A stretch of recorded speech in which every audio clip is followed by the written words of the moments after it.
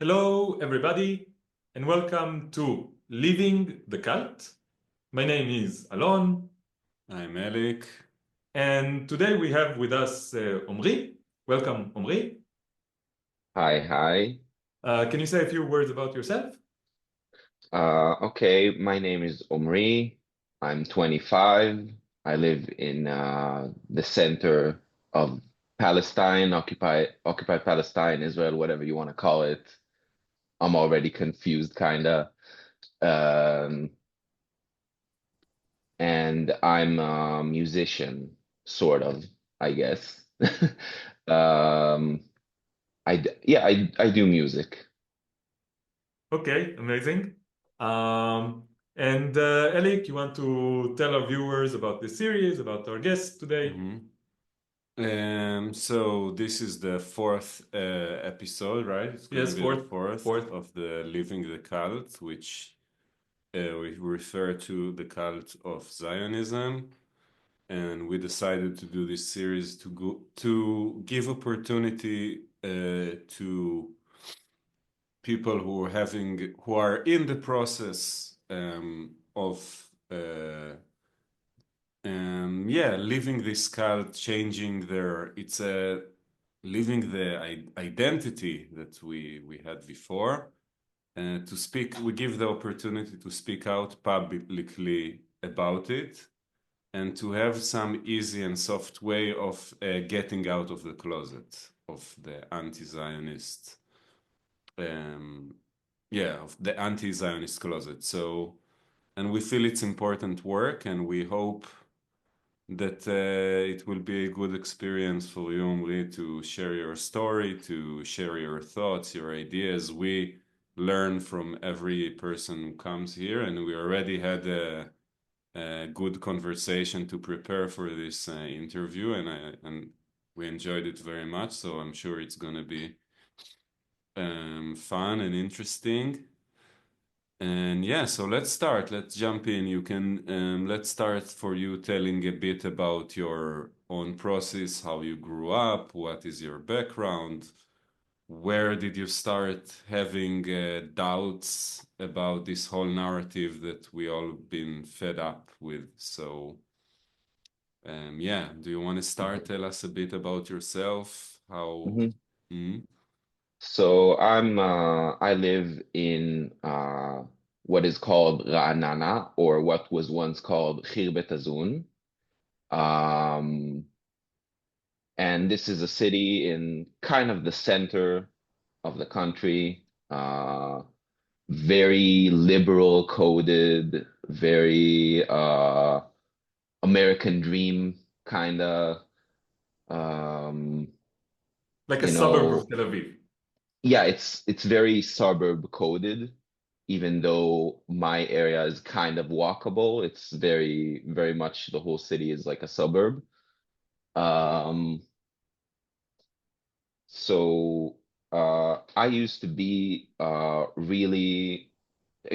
like a really good kid, pay attention in every class, do well in maths. I started reading before elementary school, and the cookie cutter experience, I guess.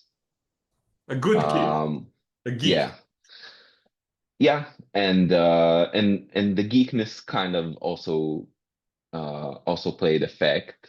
I wasn't the most popular, Mm. because for that you would have to kind of not necessarily always be the good kid. Uh, it does bring popularity. Um, but uh, So what made me kind of reconsider my opinions is many things, but I will say one example that is pretty powerful in my opinion. There's this whole tradition of schools, and not necessarily schools, but mostly schools, flying to Poland sometime around high school to to learn about the Holocaust and the rise of Nazi Germany and the story of I guess the story of Judaism in that region. And I was lucky enough to not fly with my school and get the regular experience of, their whole narrative goes that there was anti-Semitism and it was bad. And so we needed a country. So we made a country with an army so the army could make sure the genocide doesn't happen. While I took the trip not with my school, but with my youth movement, which we'll get into further. But for now, it's a youth movement, very centered around the blue collar workers. They wear the blue collar shirt. So we had in the youth movement, we had the trip in a bit more of a critical view. It was still kind of the same narrative, but it was much more honest about how genocide comes to be. It was much more directly about the dehumanization and propaganda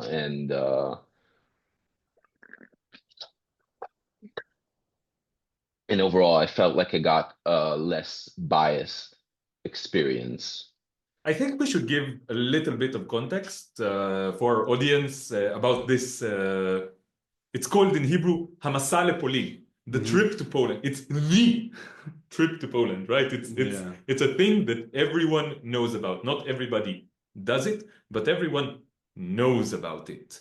And it's something that I think the majority of high school students in Israel go through, right? Or at least the majority of those who have financial ability to fund such a trip in to my Poland. school, I think there was no budget or something, so we did something like that, kind of doing something similar here. But yeah, that it's like it's kind of the peak of the Zionist education in many ways, right? Like I feel like it's the most important thing, and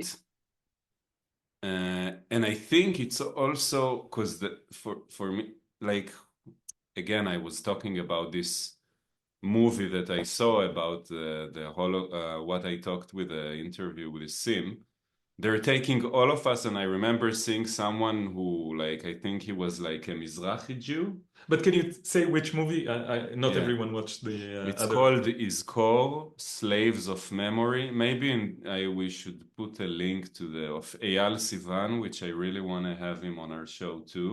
Maybe The director. He is an anti-Zionist ex-Israeli. Now he lives in France.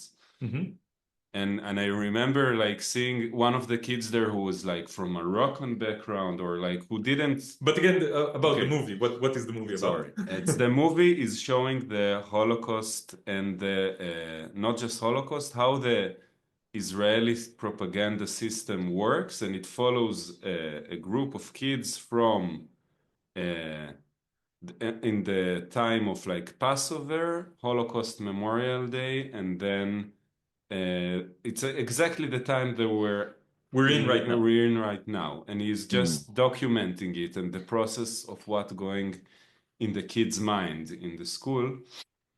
And when he go to trip in Yad Vashem, it's not in Poland, but it's still very similar Holocaust indoctrination. And Yad Vashem is the biggest Holocaust memorial museum in Israel. Yeah. And it's in Jerusalem.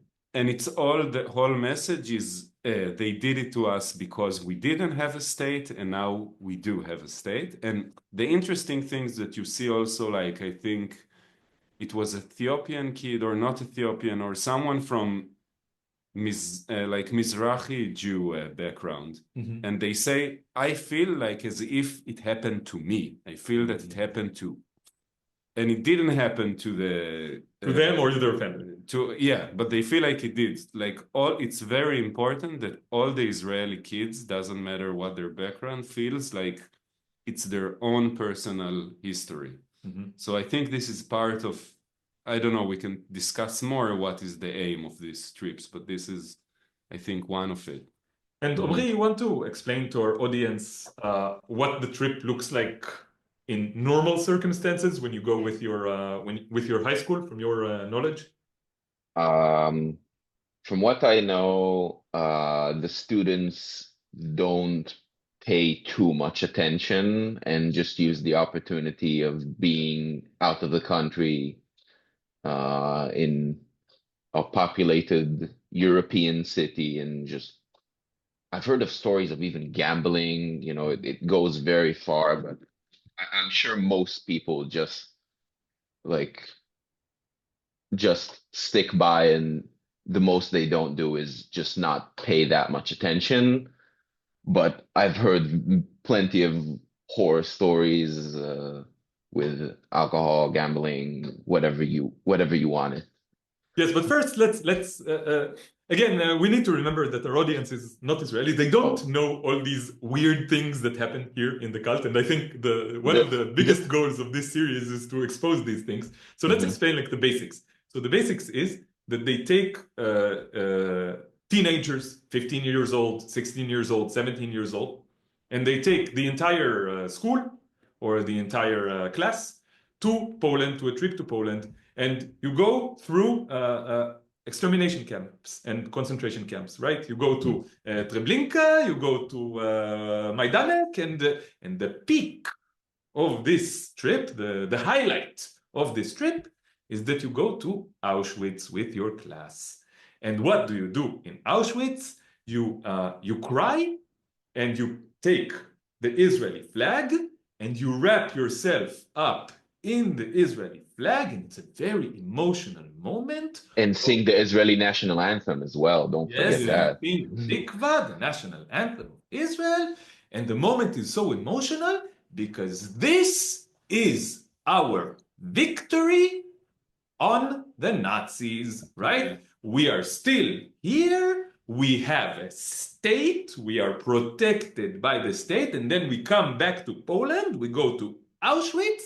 And we show we are here wrapped in the flag, and we are protected by the army, and you will never do this to us again. Yeah, and I think there was also one time when they flew with like F-16s above Auschwitz. Like it's a whole, But funny, I have a funny story about that. Okay, so tell us, but we need to explain to our audience that like everything that you try to do with teenagers, you try to shove propaganda into their throats, down their throats. It might work eventually, but they will treat it like, a fun trip. So they will go drinking and gambling and they have sex with each other during the trip. And it's like a fun trip where they bother the local population and behave like out of control teenagers. So it's like two sides of the. But I think even when they behave like this, it enters like the back of the mind. But yes, still the propaganda works. They let them have their fun, but it's like birthright. I think this is the first time that I thought about it. That it's like the mirror image of birthright. Right, you take the Jews from outside and you bring them here to show them that this is the safe place for Jews, blah blah blah. And the Jews that live here, you need to take them there and show them the anti-Semitism and the Nazi and the Holocaust. And this is how the. But also birthright when the American Jews they go come here on birthright. Yeah. Yes, they will take them to Yad Vashem and they will do the propaganda, but. During this whole thing, they will, have sex with each other and drink and party throughout the entire trip. So I guess it works. Yeah. I guess this kind of thing works.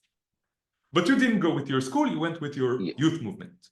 Yes, which provided, I think, a much more balanced experience, much more serious with people who are willing to take this seriously. In general. It was more of a liberal framing, I guess. my point about the F-16s flying over Auschwitz. Yes. We had a concert from a high school we went to. I think it was like around this time of the year as well. Mhm. And it was, I think, also specifically about the Remembrance Day, The Holocaust Remembrance Day. or it might have even been the soldier one. I can't remember, So but again, we need to explain to our audience the madness. So after a week after Holocaust Remembrance Day is Remembrance Day for the fallen soldiers and the people killed in terrorist attacks. Okay, and the very next day is Israeli Independence Day. Okay, so this is like the narrative that is constructed in this movie that you mentioned, Eric. Yeah. oh yeah, I think it was Holocaust Remembrance Day because it makes more sense. Mhm. So they had a concert and everything, and then by the ending they played the national anthem, and in the background they projected a screen which showed apparently they made there was a whole documentary about the flight to Auschwitz, but they Mhm. showed the part of the documentary that shows like the flight's HUD itself, like the pilot's point of view with a whole heads-up display and the target reticle and everything over Auschwitz. And obviously you can't really see it's Auschwitz. Also, I'm in high school at that point, so it was before I went to Auschwitz, that's for sure. Mhm. Um, and I was kind of furious because it's like it's the same message from the trip to Poland, but it was condensed and it was even more explicit. It was straight up Holocaust happened, and now we have an army, and to such a degree that we will now show high school kids the display of a fighter jet or whatever. I don't know if fighter jet is the most correct term, but Probably a fighter jet, yes. it was very militaristic, and I got in a bunch of arguments over it. People calling me a snowflake or very whatever, what have Traitor, you. leftist, whatever, right? Yeah. Yeah, and it's kind of also ironic that the main tool of the genocide now is the fighter jets, right? They are doing most of the killing. It's like we are not gonna be the one that suffer from genocide. We're gonna be the one that's doing. Perpetrating. Yeah, like Yeah, exactly. So, Omri, you said now that in some way, going with the youth movement to Poland was part of was one of the cracks in the walls of propaganda. But you also told us in our conversation before, off camera, that the youth movement had a big part in enacting the propaganda, right? Sort of, yes. So can you tell us just in general about youth movements in Israel, about the specific youth movement that you went to, and how it plays a role in this machine of propaganda? Mhm. One more thing about the Poland trip, and then I'll get to that. Yes, okay. Also, we had a ceremony for Holocaust Remembrance Day after the Poland trip at the place of the youth movement, and I was invited or whatever to speak to say the opening words. And already then, I remember linking it to other genocides. You know, I had only heard of the Armenian talking point where Hitler said in his speech, "Who remembers the Armenians?" Hitler said it.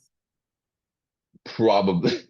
I mean, I wouldn't say it's fake. I wouldn't say that's a Armenian talking point fake. Yeah, that was a bit bad framing by me. Yeah, it's been pretty well documented. really. That's very interesting. That even And I Hitler remember, knew that this was, part Yeah, of this And he historical. also compared to, he was also said we should do what the Americans did into, like he were pretty much aware of Yes. other genocides that, yeah, it's Mhm. crazy. Yeah. So I remember in that opening ceremony, I said that we also learned about how genocides happen in general and how we need to link that to ongoing genocides or other past genocides. And it's just almost there. It was just a step before. Yes. But anyways, the youth movements are this sector or whatever of Israel.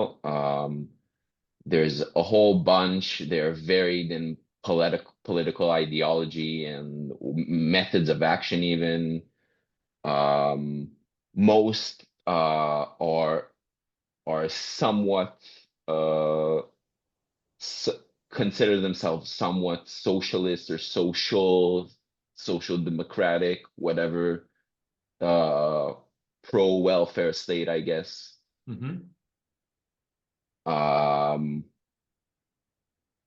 And one thing that does not get mentioned enough is, well, I know that at least about the Scouts. I don't know. I know it applies to some other youth movements, is that they're modeled after the army. Mhm. They're modeled to be a sort of preparation to the army or use different structures of like in the Scouts they straight up call it brigades and such. Like they call it the groups of kids who come to play games with marshmallows or something. They call them brigades, or Yes, and you it's wear a kind of uniform, wild. right? You wear a Yeah, and they uniform. wear a uniform and you don't come in if you don't have your uniform. It's very interesting. And there's a hierarchical structure, right? There are like leaders and the leaders of the leaders. Yes. So it's very much structured. So the movement I was a part of is called Hamachanot Haolim, Mhm. the rising camps. Camps being like kind of the antithesis to the concentration camps, Hmm. where it's like the same language, but we're making the complete opposite. We're making a place where kids can explore and be themselves and learn and yada yada yada. Mhm. And rising is rising to actualization, Mm. essentially a call to action.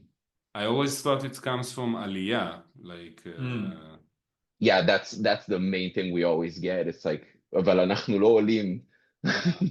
okay, I didn't because understand because olim, it means people who emigrated to Israel from other countries.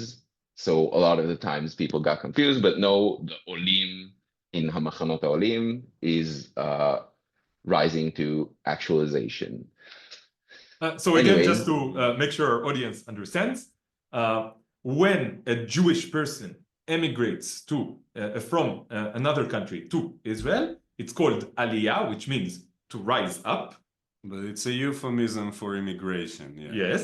And when a Jewish person who lives in Israel leaves Israel to somewhere else, it's called Yerida, to go down. Okay, just so that people understand the lingo here. Yeah. So yeah, tell us more about this youth movement. Mhm. So this group is they consider themselves Zionist pioneer, and they're kind of shying away, but I think they still do consider themselves socialist in some senses. Mhm, mhm.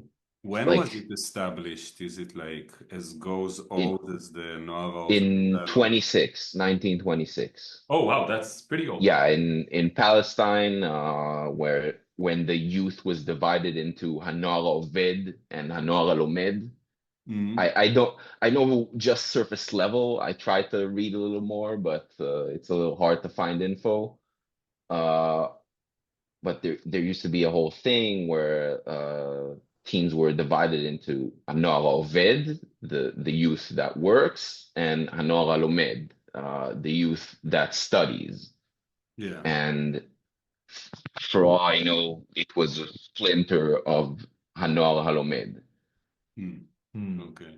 But anyway, I think it's important for people to understand that for the establishment of like the state of Israel, and the colonization and the first colonies and all this combination of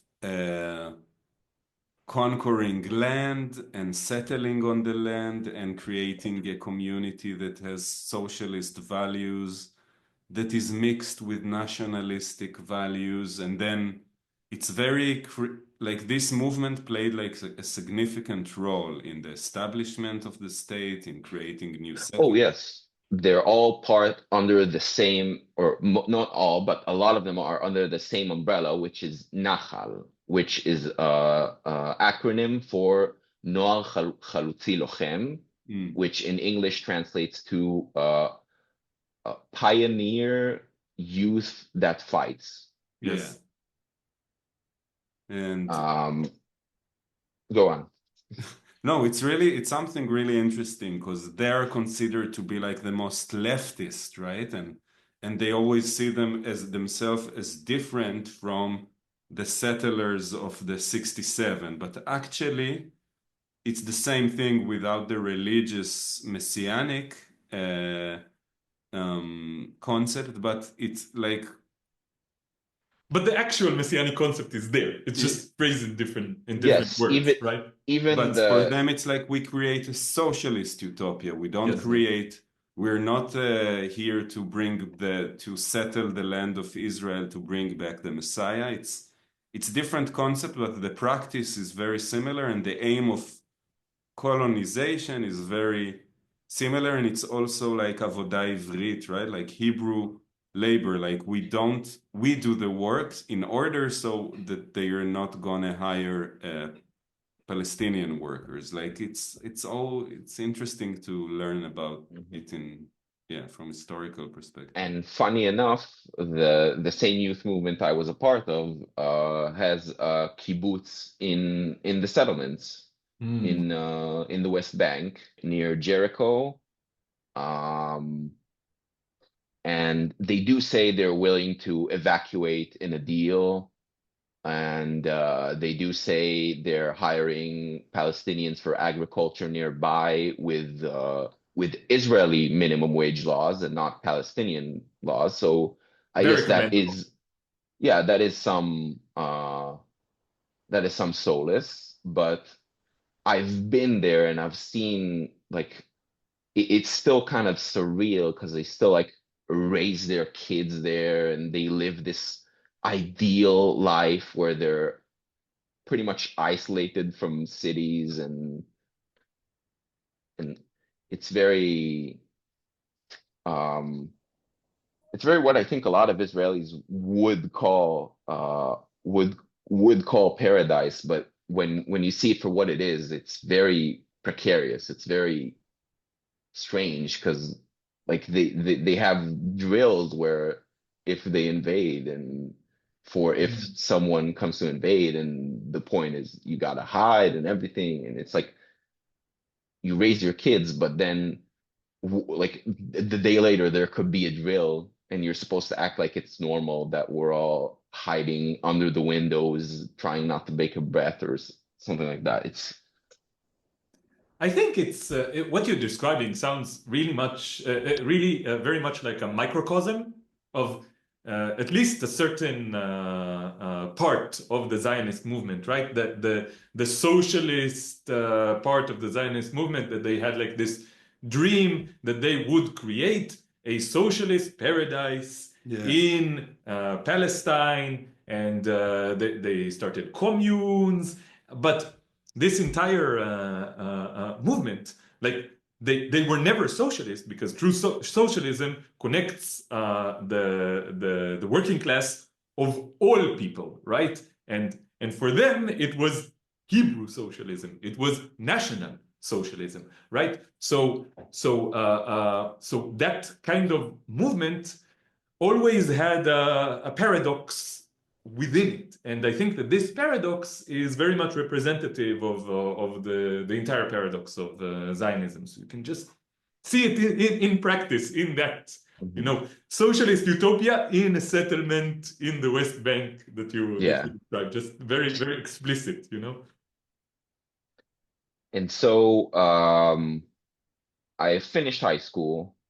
Being a part of the youth movement, I had counseled a bunch of groups. I had a rough but pretty rewarding experience because I overcame those challenges. But then in Israel, after you finish high school, what comes next?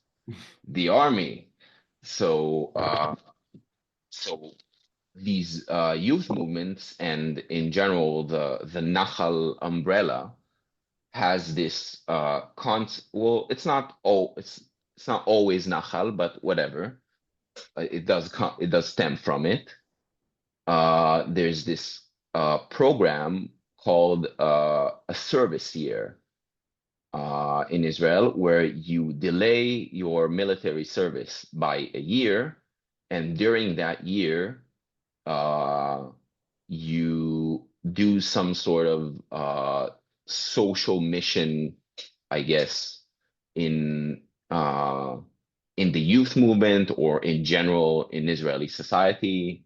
It could be like helping mutual aid groups or whatever, or it could be literally running a branch of your youth movement. Yeah, but it's volunteer work. You don't get paid. Like, as if using you for the army for 3 years is not enough. You need to give another They technically give 500 shekels per month per person, but that's like about $120 for a non-shekel using audience. I did that too, yeah. So, but I remember, and it was fun year for me, like, you know, in that age. And but your parents had to support you financially during that year, right? Like they gave me basic stuff like accommodation and food. So yes, okay. So yeah, but I was working and not getting paid, basically. Yes. Yeah. Yeah. So what did you do during that service year? That service year, I was in kibbutz Ma'ale HaChamisha, right near Jerusalem, managing a branch of the youth movement. I can talk about that, but it's not much relevant to here, I guess. There is a point to be made about how also Ma'ale HaChamisha is not really a settlement, but sort of a settlement, because it's one of those villages, towns, cities, whatever, that were set up right on the border to sort of set the border by, like, set an example by foot, sort of, like lay the facts on the ground. Yes, similar to the ones around Gaza that we have been. Yes, exactly. Even like during that service year, we had one trip to, I think it was Nir Oz, or one of the kibbutzim near Gaza, and I remember we had to go through to the shelter, because the whole thing has a whole lot of shelters, and they prepared it. And the guy who was in charge of security, in fact, told us that that's what they did. That's how they used to do, and that's how and he even said that's how the occupation works. Like, in his own word, I remember that was a moment that was very eye-opening to a lot of my friends as well, because it was the first time we heard an Israeli say the occupation. Can you explain more? I'm not sure I followed this. Can you detail The this? point about Malach Hamisha being like laying the facts on the ground, Yes. or any kibbutz near Gaza, I think he was a security coordinator or something related to security in one of those kibbutzim. Um, he said that that's what we did. We laid the facts on the ground. As long as there was ambiguity about the border, we have to uh, put down as many settlements or villages or whatever you want to call it, um, along those borders, so we can have a territorial sequence and Yes. as big of an Israel as can possibly be. Yeah, so I think it's important to emphasize that this kind of method is still what is going on, right? I think it was something that became quite famous that soon after October 7th, there was a lot of attacks on Palestinian villages in the West Bank, and you could see a bunch of settlers going and taking over homes and again laying the facts on the ground. This is an expression that we heard so many times about, and I think it's like you hear it and you're like, okay, but then retrospectively, it's like, yeah, they're describing the process of ethnic cleansing. This is how they take over more land. This is how they ethnically cleanse the land of Palestine. This is exactly what they're doing and what they have been doing for, almost 100 years. I think but the discourse, like how my father used to explain it to me, it's like back then it was okay because we didn't have a state. And after we have a state, it's not okay anymore. I guess this is kind of the stuff they would tell you in the movement, right? Like that's the liberal, like that these practices of like just creating facts on the ground, when people who did it before 48 were pioneers, they had to be adored, they would have to be celebrated. And in 67, it became like they're thieves, they're colonizers, like. But only then. Only then, yeah. Like it's something, and it's not like I can understand I don't know. As an anarchist, no, I cannot say it's for establishing a state is. But I think also the point that they're missing is that colonization and ethnic cleansing is not something that has any red lines. Like it's something that. Or green lines, for that matter. Or green lines, yeah. It's. I heard it in Ilan Papa's talk once when he said, like, one thing we need to understand about ethnic cleansing, that it never stops. Until some powerful force stop it, it never stops. Like, it always goes for... Or until there's no one to cleanse anymore. Or that, yeah. But Omri, I want to take us back a little bit in your story and just can you explain why you joined the youth movement, Hamachanot HaOlim, and what kind of things, what kind of, what did you gain from it? What made you want to join it and continue being in this movement? Well, I think it's very simple. It's the fact that it's a social boundary. There's people there. They want to be your friend once you want to join. They welcome you in. And yeah, it's like the social aspect. Then later on, you can even take on roles and feel like a sense of duty and responsibility to your role. And it becomes a bit like family, right? Like the group of friends. They talk about the importance of education, change through education, and like you really do feel like you're doing something for the good. It's like I'm working to change. Like they will acknowledge the problems with ultranationalism and far right parties or say for like my example is we talked about the nation state law. That was the nation state law in Israel, which states Israel is a Jewish only country essentially. And they were critical of it. And they were critical of it, and we had When was this discussions. legislated? Like 8 years ago, something like that? 2018, I think. Okay, 2018. Okay, yeah. Somewhere around that. Yes. So like they even we have seminars and trips and everything, and we even learned even socialist literature or Marxist literature even. But it's not like you read the Communist Manifesto from start to end. It's excerpts. And I'm guessing it's those excerpts that fit the narrative of this movement, right? Not always, I have to say. There was one excerpt we read about how capitalism and fascism require an outgroup to oppress. I remember reading that in Naran, the settlement. I want to kind of frame what we're talking about.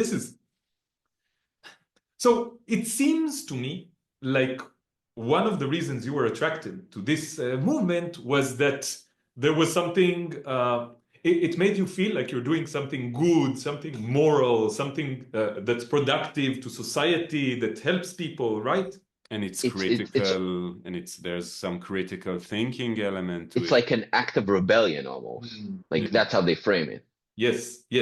And I think that this is like a sort of net that captures all those members, all those people who were born into the cult and have like this pesky thing called a conscience, called morality, called compassion, and a desire to do good and to be also radical in some sense.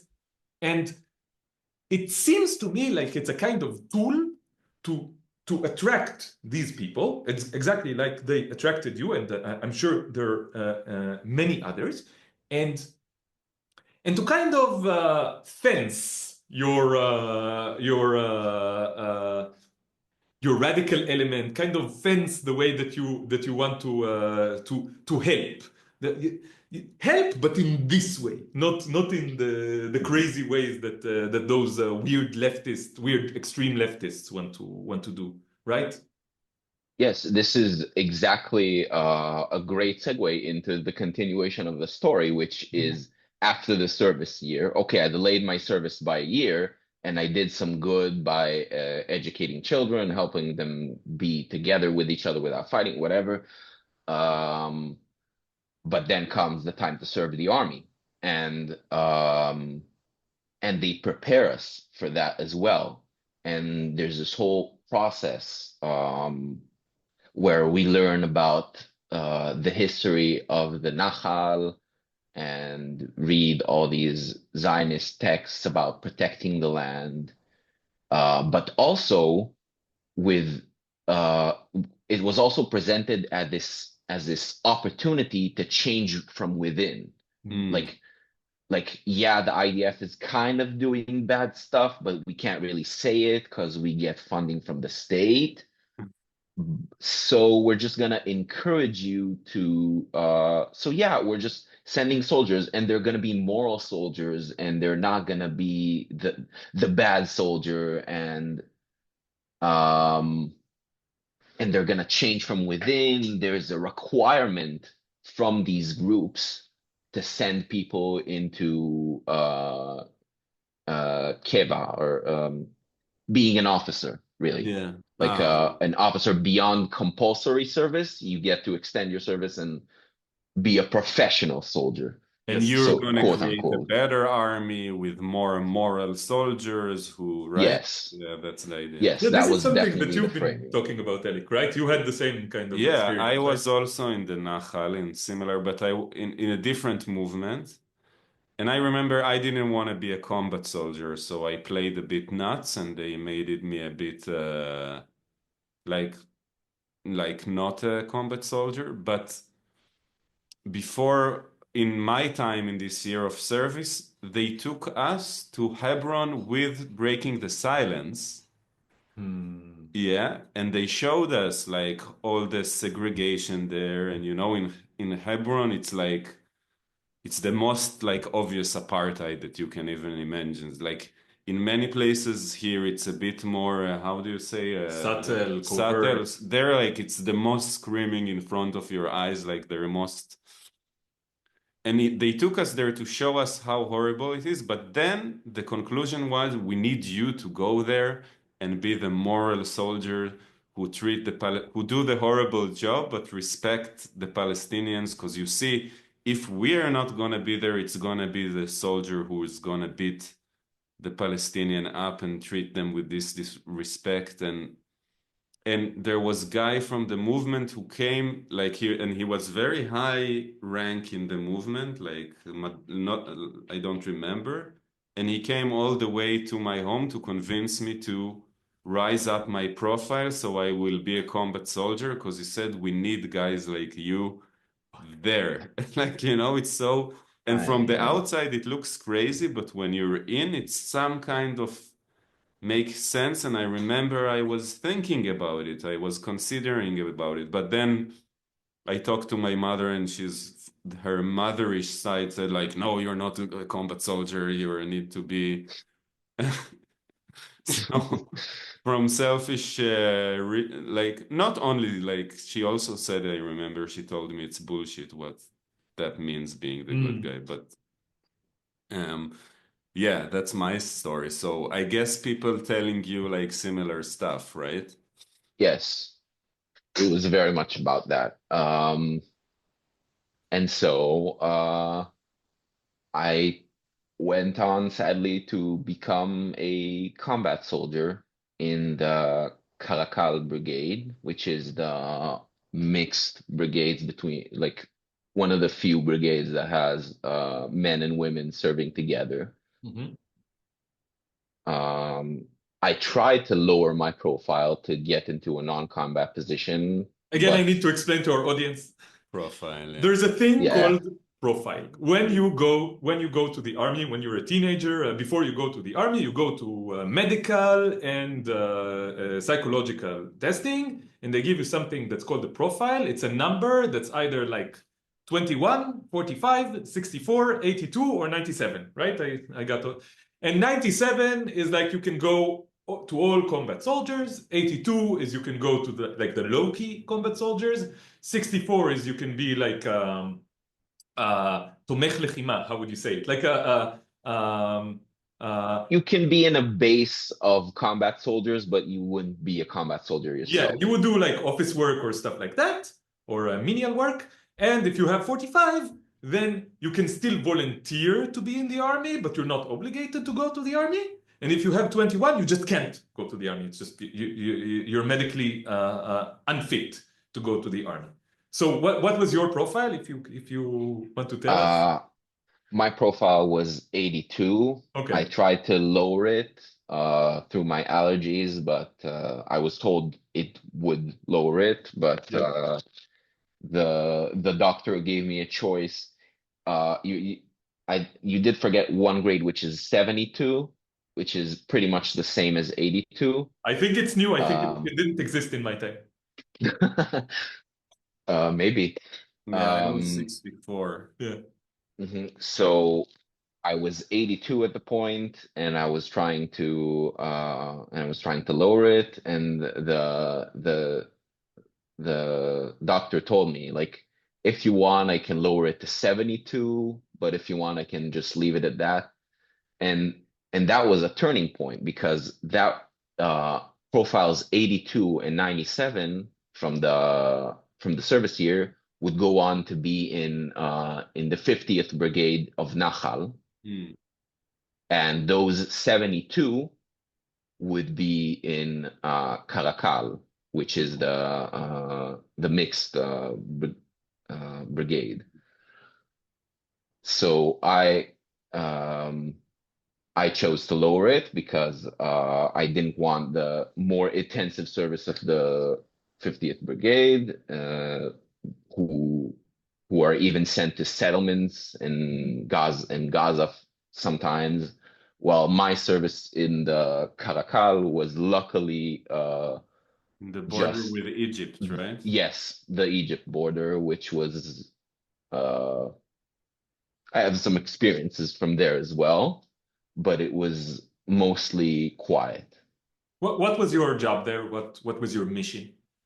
Um, the main problem we were dealing with was drug smuggling, Hmm. um, which is very strange for an army to deal with, in my opinion. And like we used to joke about that as well.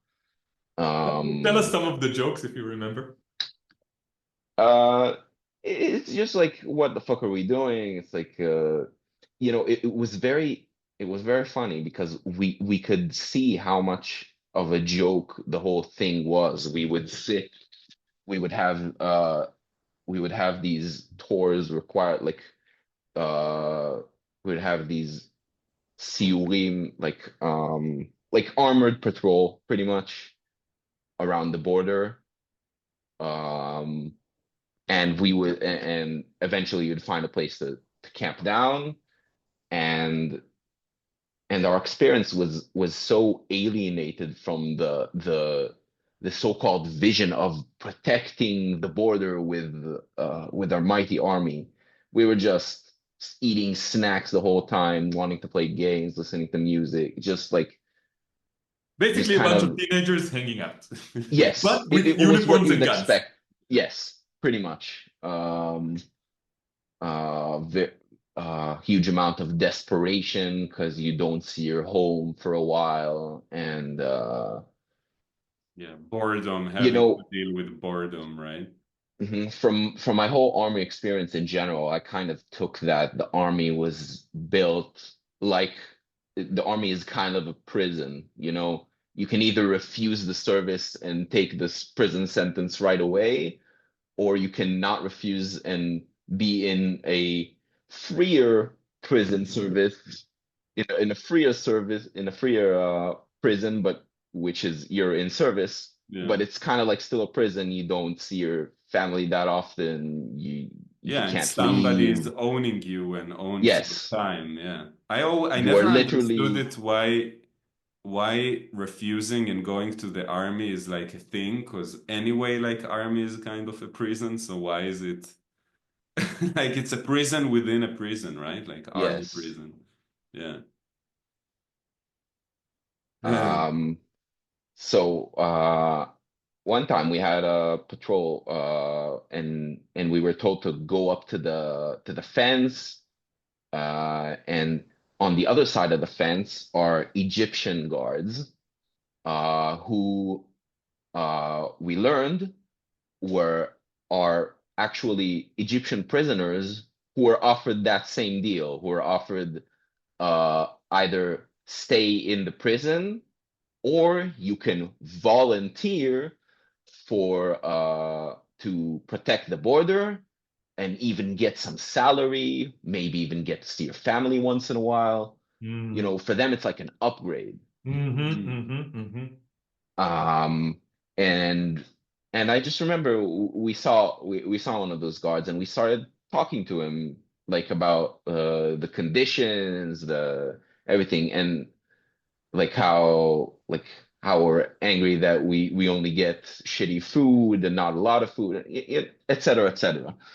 Um, and I remember that moment really changing my perception, being like, wow, this is like the only difference between me and this person is what side of the fence we were born on, really.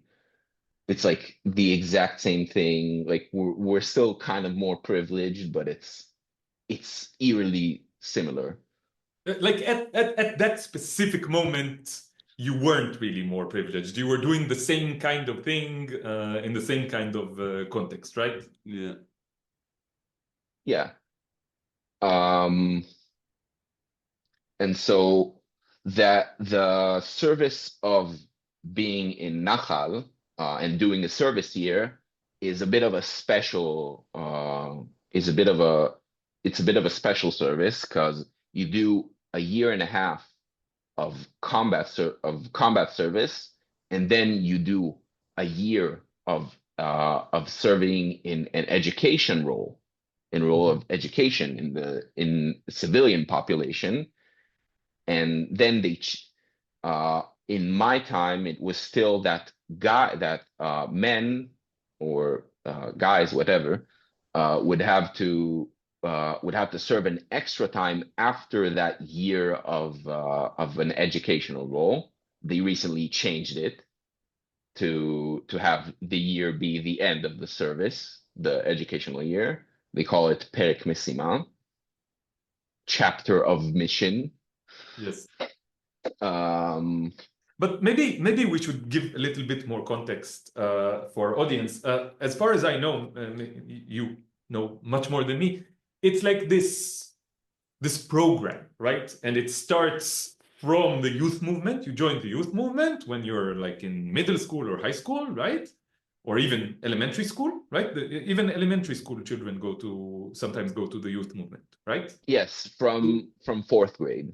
Okay, so from fourth grade, you can join this youth movement, and then you can spend basically your entire childhood and teenage years in that youth movement. And then immediately when you finish high school, it continues like in a very, like it's continuous, right? So you do the service year or you don't, but then you go to the Nachal, to like a specific brigade in the army that has all your friends, right? And you're like, and you want to stay with your friends from the youth movement. So it's like a route that you go through, and the route starts in fourth grade when you're a child, and it leads to you being a combat soldier and you know, standing at checkpoints, or I don't know exactly what, right?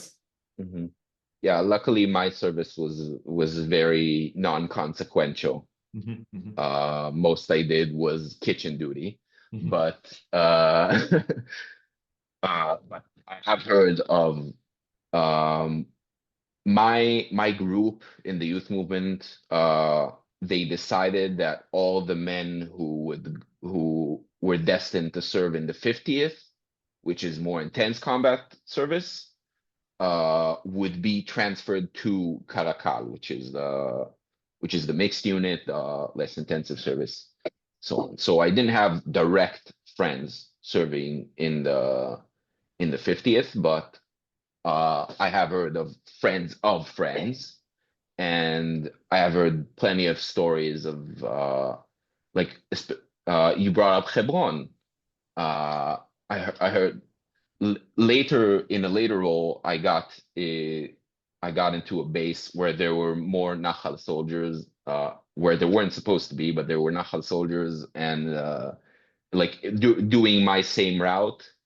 Like we were kind of stuck on the same boat. It was it's too complicated to explain, but just get to the point. What yeah. the point was? The point was, he said, I remember we got into like surface level political argument, and he mentioned like, yeah, I see how I've been in Hebron, and I see how the settlers taunt the Palestinians there, and they behave like awful person, but then they see the soldier and they treat him like a god. They feed him, they hug him, they, you know, treat him like a friend. The Palestinian, not like a god. No. The settler. The settler. Okay. The Something- settlers I was treat like the confused soldier. for a moment. You No. see it all the time. They bring food, they bring candies, they bring Because clothes, the all- settlers see how important the soldiers are. The soldiers are kind of there like, I'm 18, 19, what am I doing here? But the settlers know very well why the soldier is there and how they need to get on his good side. So maybe let's just mention, we have been talking about this movie No Other Land for a while now, that won the Oscars, and one of the things that you see very clearly in this movie is the cooperation, the intimate cooperation between the settlers and the soldiers serving in the West Bank. And it's like, you know, it's like some of them wear uniform, some of them don't wear uniform, but they're doing the same job, which is oppressing the Palestinians, pestering the Palestinians, being violent to Palestinians and aggressive to make their lives living hell. And by the way, some of these people, they might have the role of a settler sometime, and then they put on uniform, and then they're soldiers. It's like the same person, but sometimes they wear uniforms, sometimes they don't wear uniforms. So it's like the two parts of the same machine of, you know, oppression and pushing the Palestinians out as much as possible. But what would you say? Like, I remember now we're kind of laughing at it, but I remember really having arguments that people told me, but look, if I don't go to be a soldier in that brigade and I have values, I have restraint, I have soldier in a situation like in Hebron, in that they have power. So you better have someone who will not use the power in a bad way. And we can laugh about it, but it does, like, it's true that it affects your mind. But it's true that if you have power, it means that you have the choice how to use it. And it's better to have someone who will not use it to humiliate. And what would you say to, let's say I'm 18 and I'm telling you this, what would you tell me? I'm just asking both of you, like, well, yeah. My experience is that this whole narrative of changing from within is kind of impossible, really, because to change from within, you would need to be in a position of influence, a position of power. And to get to that position of power or influence, you will need to sort of, like, you don't get enlisted and the next day you're in a checkpoint in Hebron. You would have to go through certain hoops to be in that position of power. And like, it's kind of like a corrupting force. Like, I even saw it on some of my friends who went on, some went on to become commanders and such, that it's like, okay, I'll compromise with them, or I won't say outright that I'm against this so I can get the better role, so I can have the influence. And then they just end up parroting the same talking points, and really the army has influenced them much more than they have influenced the army. Yes. There's an expression in Hebrew. It's very popular in the army, and it's a disgusting expression, like many Hebrew expressions are. When you pee on the system gets wet. When the system pees on you, you drown. And this is kind of what the system is way more powerful than you are. You can go against the system as much as you like, but if the system wants something, then it will happen because it's infinitely more powerful than you are.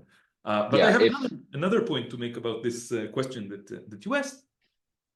I think this really touches at the heart of the difference between liberal thinking and radical thinking. Because what is being said here? The system exists, and there's nothing to do about it, and this is a complete axiom. The system has always existed, it does exist, and it always will exist, and now the only thing that you are even allowed to think about, to consider, to imagine, is your specific role inside the system as it is. And this is classical liberal thinking, right? The system, it's just there. Yeah, it's natural. It's a force of nature. It's just there. We didn't create it or anything like that. And we play along with the system in the best way that we can. But this is exactly what radical thinking challenges. It says, no, these systems were constructed by us, and they can also be dismantled by us. The state of Israel was constructed by people in the first half of the 20th century, not so long ago, and it can be dismantled by people, which is exactly what anti-Zionists call for, the dismantlement of this system. And the exact reason why we want to dismantle this system is that if this system exists, if you assume the existence of this system as an axiom, then you get to such situations where good people who want to do good, how would they choose to do good? To go to checkpoints and to oppress other people, right? But if I don't go, again, I'm speaking at this as 18 go, the system won't be dismantled. It's not going to be dismantled by me not going there. And maybe some guy with some more crazy ideas that, for example, who grew up on idea that this is the land of Israel and we need to kill all the Palestinians, will go there and will do much horrible stuff. It's not going to be dismantled by me personally. Not So, Eric, going answer there. yourself now. I'm done. I was pushing you too much, huh? No, but I don't know. I don't know. What do you think the answer to this? You don't believe this, right? No, I don't believe Okay, this. so what do you think the answer to this is? I think that the system needs to that the system needs to depend also on the people with a critical thinking, with more let's say, who were more privileged classes, right, of society, of the like, to cooperate with it. And the way it's doing it is to tell them, you want to change from within. And in the reality, it's much like Omri said, that you go and I heard from many people who were, and we also need to think about the situation a soldier is in. It's not a situation when you can really keep your values, like you're tired, you're being abused yourself by the army, by the situation they put, and then they put you in a situation when you have power over Palestinians. You're not going to be able to keep up with your ethics and your morals, and you're under a lot of pressure to do certain things, and you're in a system of propaganda, and like even direct orders to do certain things. Yes. Yeah, and it's also a wrong conception of morality. Like, if you're there and you're doing immoral stuff, so you're doing immoral stuff. It's not like, it's a wrong concept of like action, I think, and what is morality and action is. But I don't know. Yeah, this discussion can go on forever. I think. Yeah, I just wanted to give the audience a taste of what's going on in 18-year-old mind when you go there, and how much pressure is put on you from different sides, right? It's hard to realize all the things that we said now are not things that are so obvious, especially for someone who's 18 years old and has a lot of pressure on them to do these certain things. It's really hard to think like I was really considering to change my army profile, so I will be combat for moral reasons, just for people to understand how things work here. So yeah, so let's move on with your story. Yes, let's continue with your story. Yeah. Okay, so I finished after a harrowing year and a half, not a very easy time for me. I finished the combat service and gladly moved on to at least what was gladly moved to a role in the civilian population, an educational role, what they call perek mesima, which is pretty much the same as being a teacher soldier, which is what Elik described in one episode. I don't remember which. Yeah. And our role was to go to schools or community centers, be there in uniform, and help students with finding what they want to do for the army, or help them with certain bureaucracy bureaucracy in front of the army, where it's like, I need them to know I have this, or it's a very inefficient system where a lot of things end up end up between the chairs, as they call it. Yes, falling between the chairs is the Hebrew expression. I don't know exactly Yeah. the English expression is. A lot of things end up not really taken care of properly, and so even the role, like it's so well acknowledged that there's such problems in the system that there's a whole role of us. We were meant to help them accelerate their interfacing with the army, essentially, like help them get Tzav Rishon, which is the first call to do the medical. All those medical exams we were talking Yes. And or help them get certain tests for certain roles or things like that. And in general, the expectation was to encourage them to be in combat roles, to encourage them to שירות משמעותי. be the Tell the meaningful audience why service. this is a joke, Alik. We need to It's explain. kind of, I don't know, it's like it means meaningful service, but they always try to propagate you that you have to do a meaningful service is a term that they tell you all the time. Yeah, where it's meaningful for you, but also meaningful for the system, whereas your contribution did enough. Yeah, exactly. But there's something to be said about how the system creates all these situations where people who really care, like I want to go back to this all the time, that people who really do care about morality, who do care about doing the right thing, who do care about helping others, and the system puts them in situations where they have been convinced that doing the right thing, that helping others is basically serving the system. Why? Because if you weren't there as a teacher soldier helping those people interface with the army, like you said, then they would be lost. They would have a hard time. They would have problems in the army, right? So you were helping them. And it could be true for some specific individual. I think it's true factually, right? Yeah. It just lacks the context. Yeah. Listen, this is Zionism 101, right? Saying things that might be true in the specific case, but just completely lack the context to understand what they mean. Yeah, but I think like that Zionism and this system, it hijacks morality. That's the big part of it. Yeah. Omri, before you continue with the story chronologically, I want to ask you, like, how do you remember your political views being, like how much Zionist you were, or how you were a Zionist? Because this is something that I feel like is missing from the story so far. Yeah.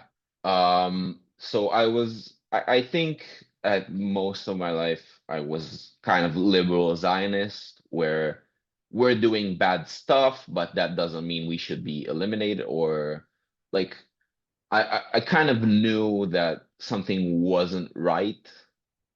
I was always kind of more suspicious of outsiders who were more pro-Israeli rather than outsiders who were critical of Israel. I always saw more truth in those who were critical. So you had the seeds. Yes.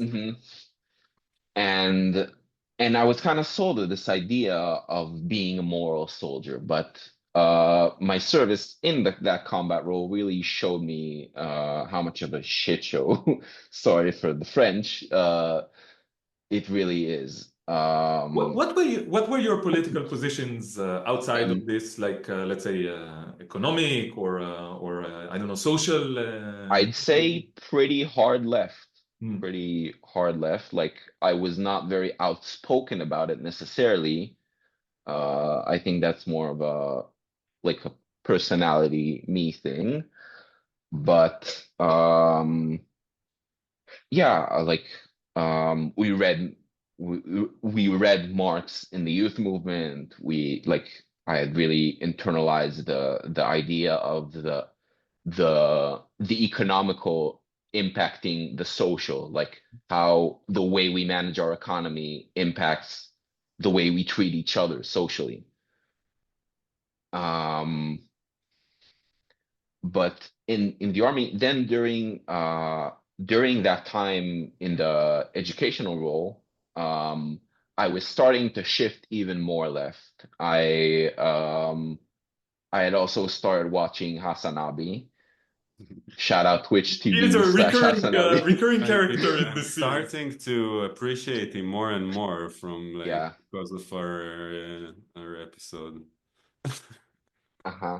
I think But he's I think it's like this reminds me of something that I wanted to say about the youth movements, okay? Yeah. The goal of the youth movements is to take people who might be radical, who might leave the cult, and keep their radical thinking fenced. Yeah, And so we will give you some marks and some stuff. yes, but sometimes this fails. Like in the case of Omri, this fails miserably. They inadvertently gave you exactly the tools to become,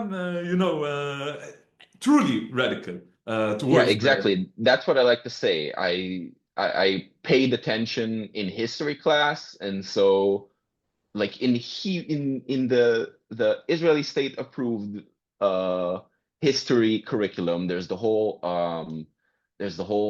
actions by the Zionist militias, Mhm. and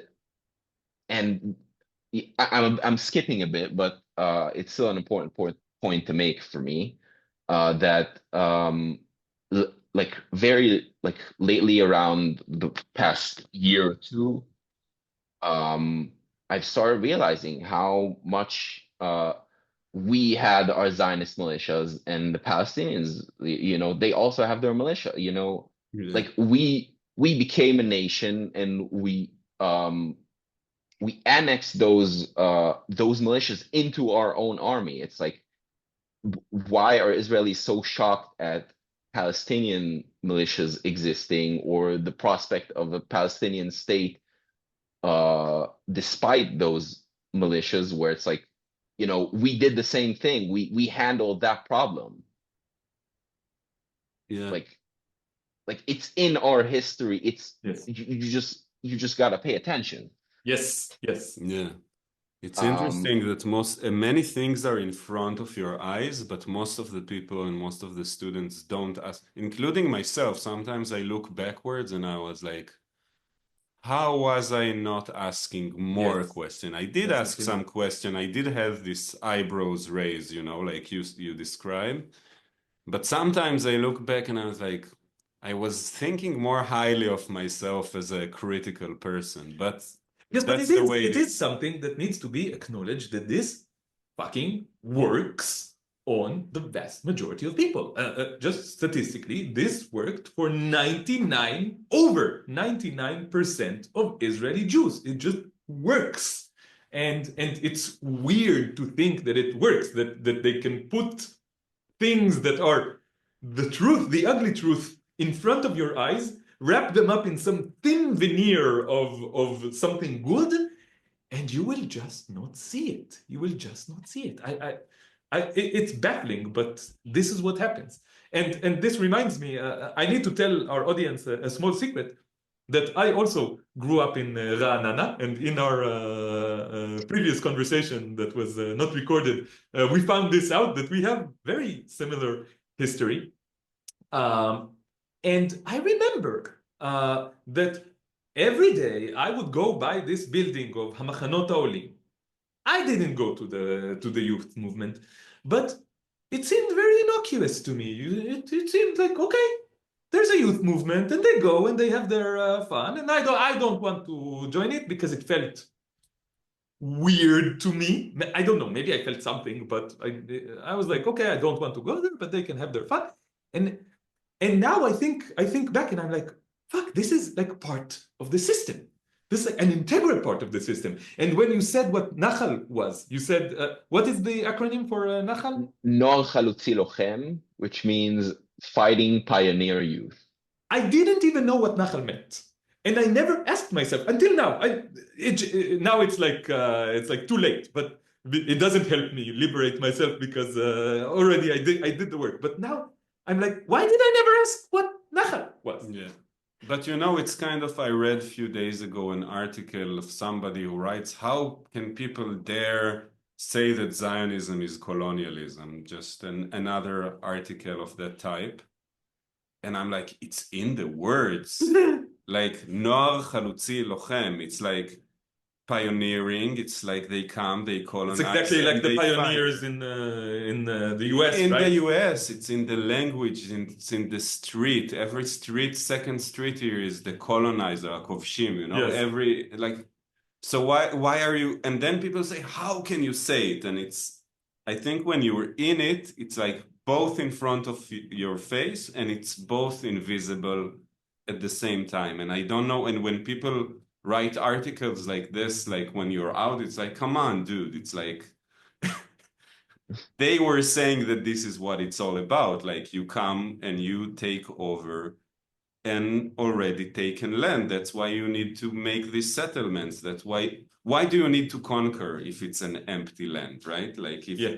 but it's like, I think more than understanding how the fuck it works, which is I don't know how to understand it. yeah, We need to acknowledge yeah, that it this works. is the way that it works, yeah, and we need to acknowledge that probably there are such things working on us right now. Everyone in the audience, everyone participating in this conversation, there are things like this working on us right now. There are truths that are right in front of our eyes right now that are ugly, but we just don't see it yet. And I think that maybe the conclusion is that we need to ask these questions, these, basic questions of what the fuck is going on here more often and more, directly and like just do the work more. This is the kind of work that we need to do to see the truths that are right in front of our eyes more. yeah. George Orwell had this thing, right? He said the most difficult thing to see is what you have under your nose. Like, I think it's a good, Yes. yeah. All right, let's go on. Yes, Omri, talk about Hassan Yeah. Abi and how he influenced you. So around 2021, I was in the educational role in Rishon LeZion, and Now I'm thinking about the name of the city. yeah, I was also racing in my mind to find. We're in this mode of. Sadly, I didn't have the prep to check the previous name of Rishon LeZion. Yeah. But- I want to tell the audience that Omri is the one who told me that Ra'anana, where we both grew up, was formed on the ruins of, how did you say the name of the Palestinian? Hirbeit Lazounen. Hirbeit Lazounen. And just, okay, so audience, please see, I never asked myself what village Ra'anana was built on. Never. Until now, I'm 38 years old now. I grew up there. I never asked myself this question. And I needed Omri to tell me this. Here's a glaring example of this, right? Mm-hmm. So around the middle of the year, there started another war. In 2021, there was, I don't remember what they called the operation, whatever. It was another increased aggression in the Gaza Strip by the Israeli military. And so there was a bit of retaliation towards Israeli cities, and I would have to go with the pupils to the shelter, and it was. You were in the army at that Yes. time. Okay. Yes. And you were a teacher soldier at that time, right? Yeah, I would mostly skip going to the school and just go afternoon to the community center. Because even then I knew the schoolwork was a little too much for me. I felt like I was already starting to become critical of my role of like, should I even encourage service in the IDF? I feel a bit iffy about that, but I'm not gonna, go and say that to my supervisor or something like that. Like I'm just gonna not work on it and nobody will notice. And And so in the community center, we went to the shelter when it was a bomb, and you know, it was kind of funny. There was the whole Ben and Jerry's not selling, not trying to not sell their ice creams in the settlements thing. We went out and bought Ben and Jerry's that day and brought it to the community center. So it was kind of a provocation. We had one pupil who was like, "No, but they're anti-Semitic, don't do it." And then 10 minutes later, he comes up, "Okay, give me some."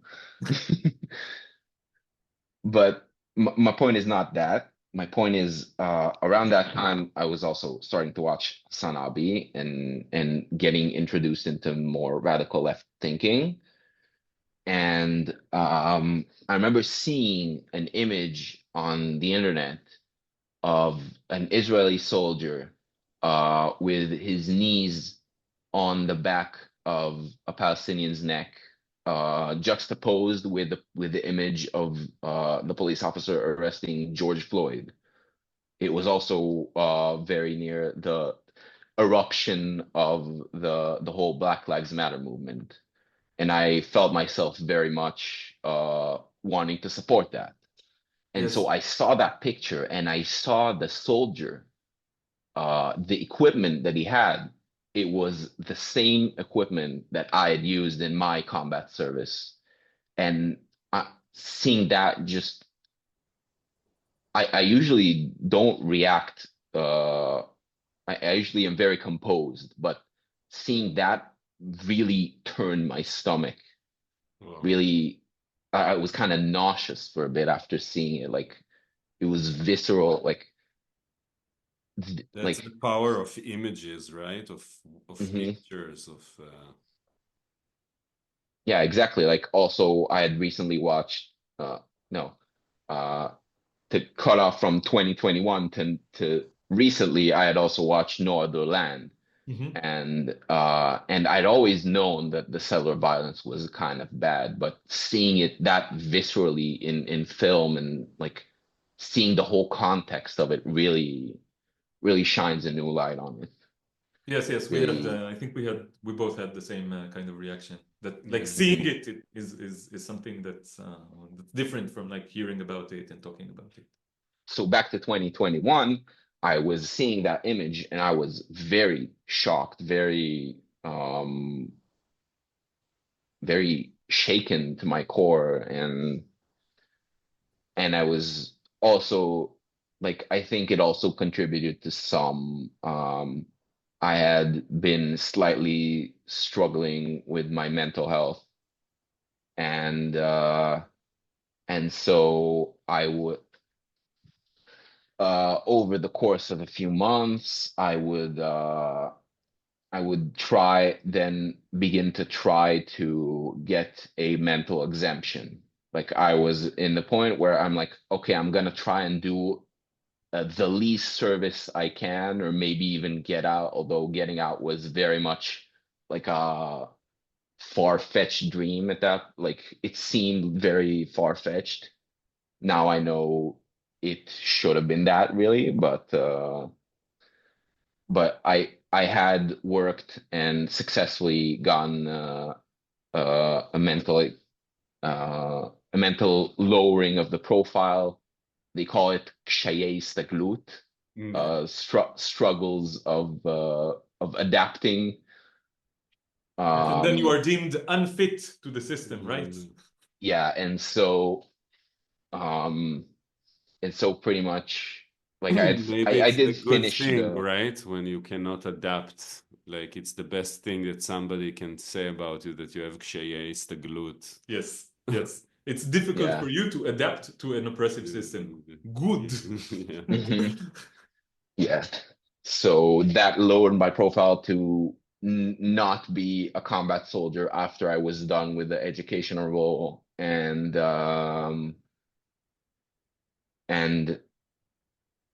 give me more time at home as well, which was very important for me. Mhm. Um, and so really, and then after that, I went on to become a shikemist, like a clerk at the goods store. Like Okay. army The bases military have goods these, store. Yeah. have these stores for like snacks and some military goods, but the point of it is the snacks Yes, for indeed. sure. And so I was just like a clerk on Yes. that in a base. Chukulukim. What is that? What is that? Chukulukim. It's how you call it in the army, right? Like the tasty stuff. Yeah, that's Oh, okay, how the they snack call it shop. when you try to hide it. Yeah. When you have to hide the fact that you're snacking, the snack is called a chukuluk. Yeah. So I want Omri, I want to go back, please, to that moment where you saw this image and you say that you had this visceral reaction. Can you elaborate a little bit more about what was going through your mind, through your soul in that moment, and what happened after that, how it affected you? Mhm. It really sat on my whole dilemma of being kind of opposed to the actions that the military does. I was considering myself kind of opposed to the bombings in Gaza in 2021, which was not a very popular position. Yeah. And so I was really starting to come to this realization that mm, that I should not contribute to this army and try my best to get out, really, or at least get myself to better conditions. And I had to. There was some mental health struggle there, but I did have, and it was a tough experience having to kind of exaggerate that to get the Exemption. exemption. Jeez. I'm going to push a little bit harder because I think this is an important point. Mhm. I know that a lot of liberal Zionists in Israel really felt the same way that you did about Black Lives Matter when this movement was very popular in the US. I think it also captured the hearts and minds of a lot of liberal Zionists.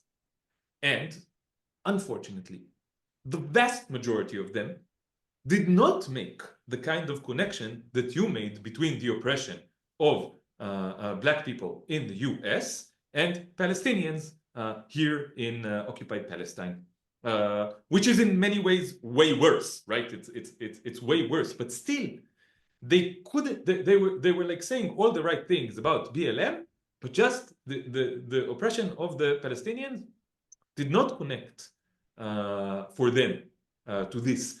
So I don't know if maybe you don't have an answer to this, but can you pinpoint what was different about your process with this? Mhm.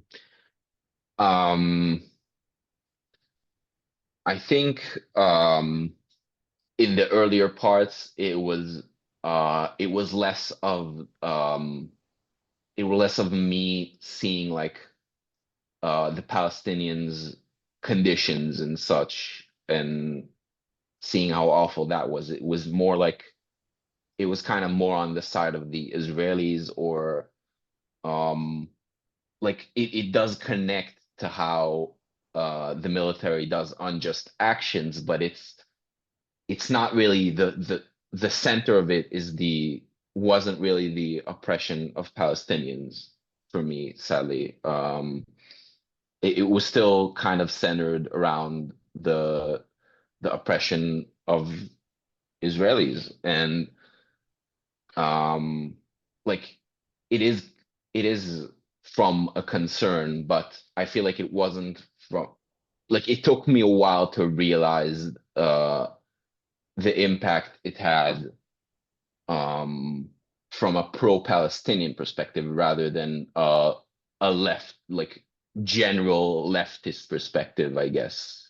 So what you're saying is that you felt something, you understood something, but it wasn't like all the way yet at that point. Yes. Okay. Uh-huh. And so I spent the remaining like few months of my service doing 5 days in the base, 9 days in my house. Okay. Uh, yeah, it was quite uh it was even kind of a good experience, as troubling to say that is. Um, because I didn't have to do much, and the little I had to do was also kind of miss nafal ben hakisot. It was kind of all, Maybe I the could, expression is fell between the cracks or something like that. yeah, yeah. Okay.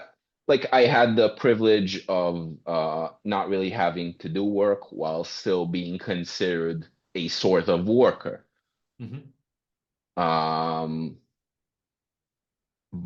I do remember being like, yeah, I need to educate myself more on leftist values. Like I remember kind of thinking like me reaching that point where it also came with a disconnect between me and the friends from the service year and the youth movement.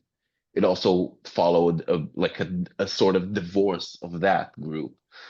Um, so I'm like, I can't, I gotta, so in my head, it's like, I gotta make this right. I can't just be a nomad, or just like have, have it just be the fact that I'm not there anymore be enough, because it isn't. Um, and so I, yeah, I was starting to become more open to radicalization, and had started considering started to bring it up more in casual conversations with people, and so on and so forth. Um, and then I was released on the middle of 2022. Um, had like a year of kind of, what the fuck am I gonna do with my life now? As many Israelis do after their service in the army. Mhm. Um, but overall, I was living a pretty decent life, still kind of harboring that feeling of something's not right. Like I gotta fight for something. There's something going on here that's unjust, but I'm not really sure. But I wasn't really sure. Like it probably has to do with the fact we're oppressing Palestinians or oppressing each other, but it's like it wasn't fully formed yet. And I think the October 7th really was another step that radicalized me further, because um, seeing everything that happens, and uh, seeing like a few days after everything, and seeing how my friends, like even people who were considered friends, would instantly switch to propaganda mode, like the whole stories filled with documentation of the massacre in the Nova, or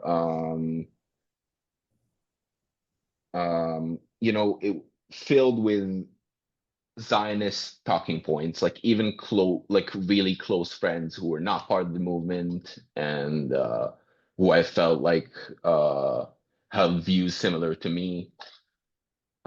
Seeing them kind of post these pre-baked Hasbara propaganda to their stories really opened my eyes to how deep this programming goes. And like I I already saw um, how difficult things were for Gaza, and then like it just really, I I remember I had a job. I found a job in a data center, and the job was very lax, so I could be on my laptop the whole time and such. And so I would watch the news, and I would just cry for hours watching the news, and it was like awful. And So you're like speaking about Israeli news now, or are you speaking about different kind of? my news, my media diet, I guess, is I do consume some Israeli news, but I do it from a place of from a critical place, Yes. like more from a place like let's see what they admit themselves, Yes. really more Just than so people understand, watching Israeli news is watching outright propaganda, okay?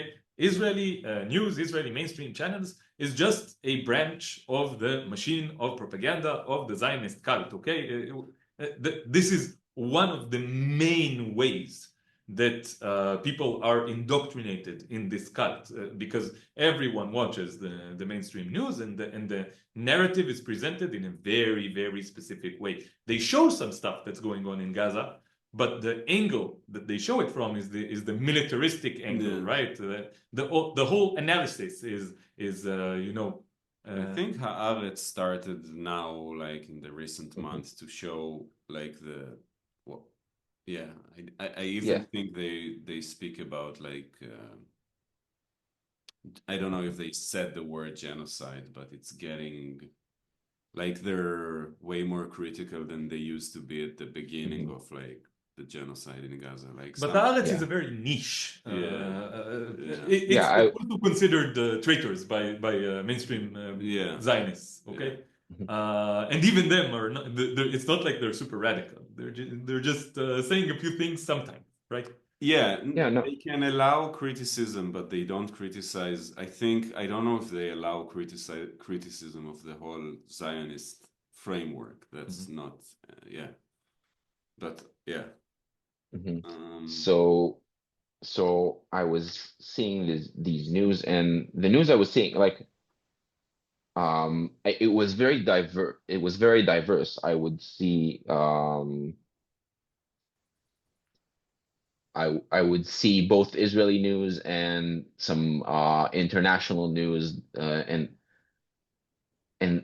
I think one thing that really got to me was seeing this video of a Jewish demonstration in, I think it was some offices of APAC or something, or something along those lines, where you could see like the Jewish Voice for Peace, those activists just sitting on the ground, combining their hands and singing Goy lo yisal goy cherev,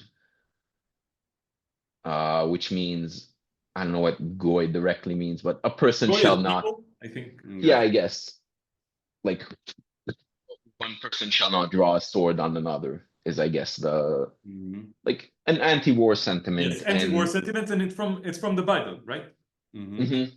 It's Yeah, like it's a from Bible the quote. vision of the peaceful utopia, after what? I don't remember exactly what, but it's like the utopic vision presented in the Bible.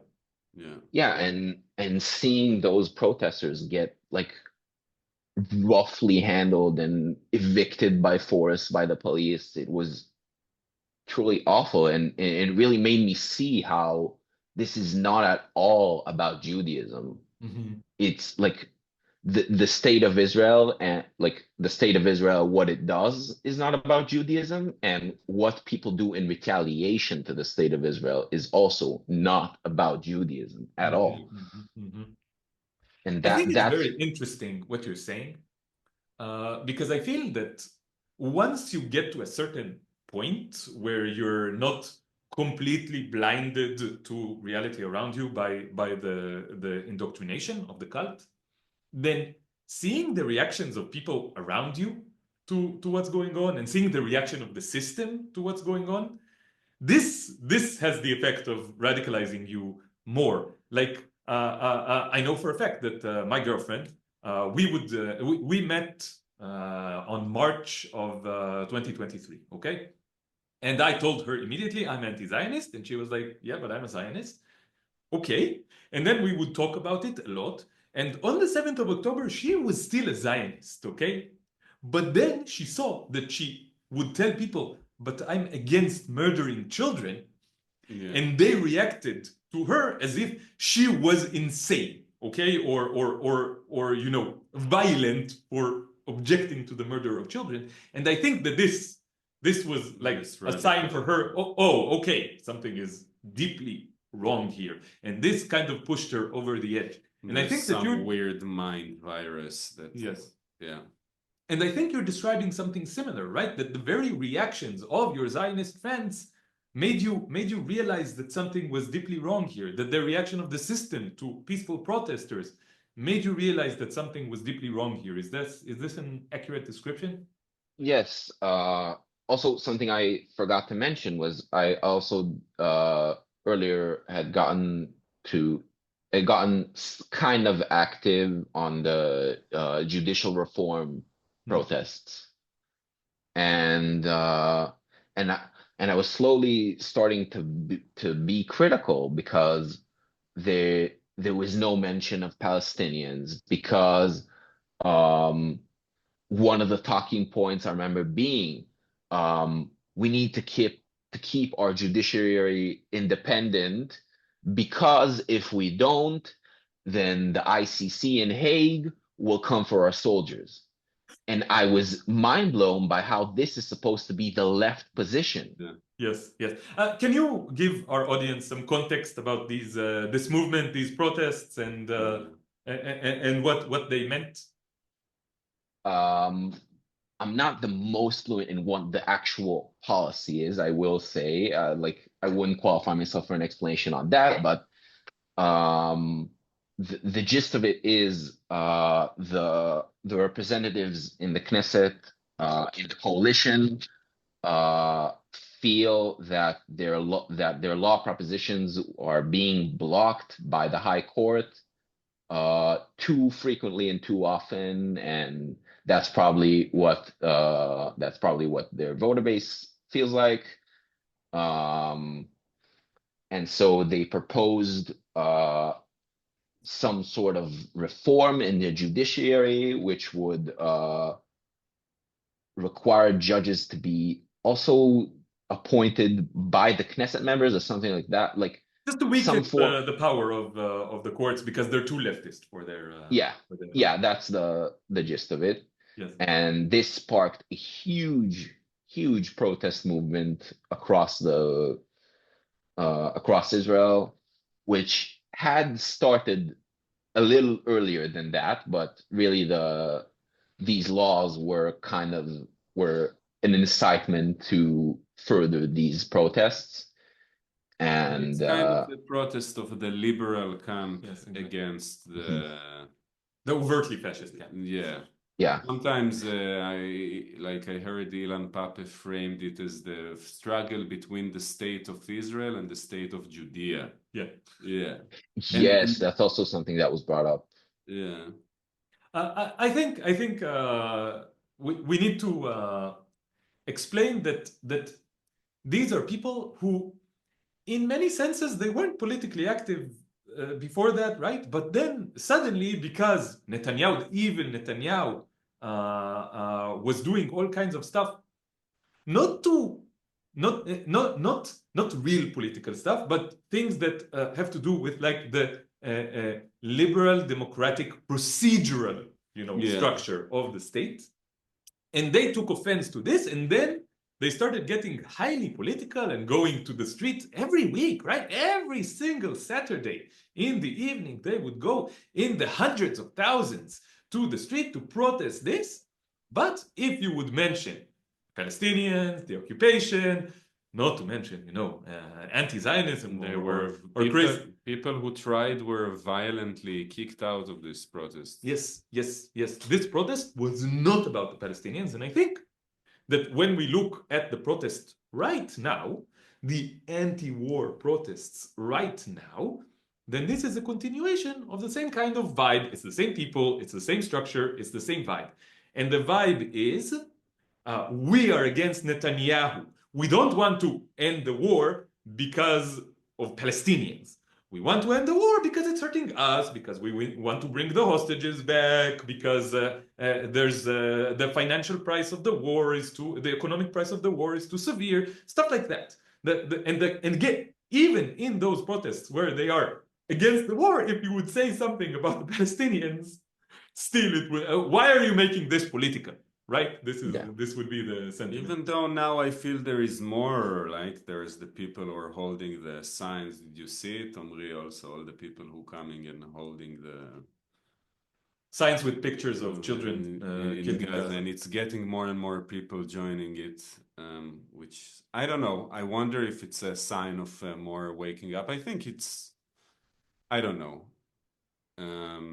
It is it is something good that's happening, I think, in a way. Yes, but unfortunately, it's not super mainstream. It's not super mainstream, yeah. One thing that also happened during one of those protests, I think it was the last protest before October 7th, where the genocide really kicked into high gear. Yes. One of the speakers was saying, and everybody, let's bring it here. Let's support the national right. And I was absolutely shocked. Let's support the what?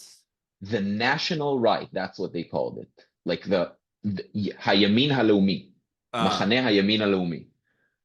Well, can you? I don't understand what you're describing now. You need to give more context. Like these protests have, like in an attempt to capture as many of the Israeli populace as possible, they kind of wink to the right a bit. Oh, you're saying that they were like, we need to cooperate with the sane right-wingers? Yeah. Yes, they called it the national right. Again, like opposing the messianic right, like that's what they mean. Yeah, it's very weird phrasing because national is like the whole problem part of it. Yeah. And then right is like a whole other No, problem. but for them, the problem is not the national part, but the messianic religious part. To them, that's like the real virus here, because it's convenient for them because they're not part of that, right? So they want to cooperate with the non-messianic right, with the sane right. Yeah. Right. This is this camp now supports also Naftali Bennett became Naftali Bennett, who is a very right-wing Israeli politician and very militaristic and very neoliberal and genocide. The leader of the government during the 2021 operation, I was sort of radicalized during. So this guy was the prime minister of the government of change. Yeah. What's the change? It's not Netanyahu now, it's Naftali Bennett, and now the left supports Naftali Bennett. Because this is the big change that we want to see. But this is also the problem of any political system, that it's based on like personalities, right? Mm-hmm. Like suddenly it's not about a system, it's about we don't like the guy on power. Mm-hmm, like we don't care about like being enslaved. We just want to change the personality of the slave owner. It's like, yeah. I want to ask you, Omri, in those protests, I know that there was a radical bloc, or it was called the Bloc Against the Occupation, right? Yeah. So not truly radical is what I understand now, having educated myself about this. But I went to a few of those protests. I felt very ambivalent about all those protests, and in retrospective, for right reasons. But when I went to the Bloc Against the Occupation, which was a very small bloc inside the huge protest. When you went, did you go with them, or were you aware of their existence? What was your religion? I was kind of aware of their existence. I do and still kind of feel like I'm not fully tapped in to actual leftist communities or action in happening in Israel. And I hope this is the start of a change of that. So I know I did not hang out much with the anti-occupation bloc. One protest I did, there's this group called Socialist Alternative Okay. in Israel, and I after my release from the army, I did go to one or two meetings of theirs. Like I tried to join, and I ended up not joining, but I did see them again during one of like after a while, after some time had gone by, I did see them again at the protest with the Palestinian flag, and they were selling like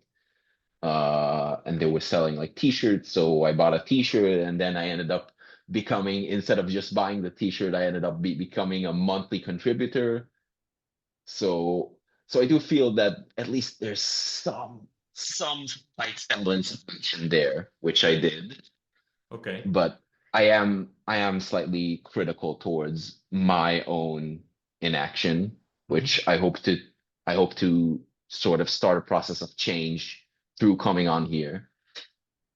Okay, so we will touch on this, on why you came on here and how you want to continue, but with your action. But maybe let's just finish your process of like how did you, when and how did you start like feeling and saying and calling yourself actually anti-Zionist? What was the shift there? Um, Before that, also one protest I was at, which I think it kind of relates to this. There were the whole point was trying to get to the Ayalon Highway and block it. Mhm. Um, uh, and uh, and so one time we went down and blocked the highway, and there was a pretty big mass of people, and the police used water cannons in this situation. And so I had the great idea of bringing a raincoat. So I was hanging around in the middle of the highway in a pink raincoat, uh, trying to call the policemen fascists and so on. And it had gotten to the point where they had gotten us to get back up off the highway. And I remember I was leaning on this like billboard, and we were kind of waiting. And then so I just the water cannon being pointed directly at us to make us go further back. So I had just turned around with my face facing the billboard, like, and put my hands like this, and obviously they still shot me with a water cannon, and I remember thinking like shouting to them, you must love this, you surely you're gonna get to do this soon, you can't wait to use rubber bullets on us, like, I was riled up. And really that happened before October 7th, and it was kind of a prediction, like it was kind of my own prediction for myself. Really, what's happening right now is a genocide, and like those IDF or police officers are kind of doing the thing I made them, sort of, uh, which is really kind of which was really kind of a crazy thing for me to think about, how I sort of knew even then, but really So really you knew what that they had this aggression in them. You felt the aggression, and yes, you were like, yes, there's no limit to the aggression. This is the kind of even during the army, I saw how many I didn't see directly, but I saw the vibe of how, as long as you're cruel to Palestinians, doing the mission properly, you can get away with treating other soldiers like crap, or getting other soldiers in trouble on purpose, or not doing your actual duties, and so on. Because what they really want in the army, what the army really needs is these loyalists that, you know, it kind of brings it back to this being the good soldier versus being the bad soldier. But the army is built on producing and taking like those soldiers who do have that death to Arabs mentality, who will go above and beyond to use enhanced interrogation methods, to do all those sorts of things. And that's what my time in the army really showed me. And you know, I think around October 7th is when I really started uh to make that turn in myself, like make that distinction that, okay, I'm not only not in favor of what is happening, but I'm against what is happening. Mhm. And you feel like it's interesting, did you, when like was October 7th and what happened, I think it's a moment of radicalization. We talked about it yesterday with In the previous episode with Sahar. yeah, that for some people, many people who were in the cult, it just makes them more, and for some people, and If they're like on the verge On the or slightly outside, you know, yeah, it sends them, you know, all the way. yeah, and I feel like now we're already many months into this, and we're kind of approaching towards now, and I'm like thinking where are you now at this moment? I think it's already like I don't know, I feel like we already approached the time of the present, and where like your current thoughts, what do you wanna, like, how do you feel about this whole project, and what like you're kind of into, what do you feel like you want to do, what is the places of actions, what is your position now towards your family, friends, like, yeah, Mhm. I don't know, it's more like general kind of question, but I think like we're always in the question of like what do we want to do, like it's also, I guess this is kind of what brought you to speak to us, right? Mhm. And yeah. So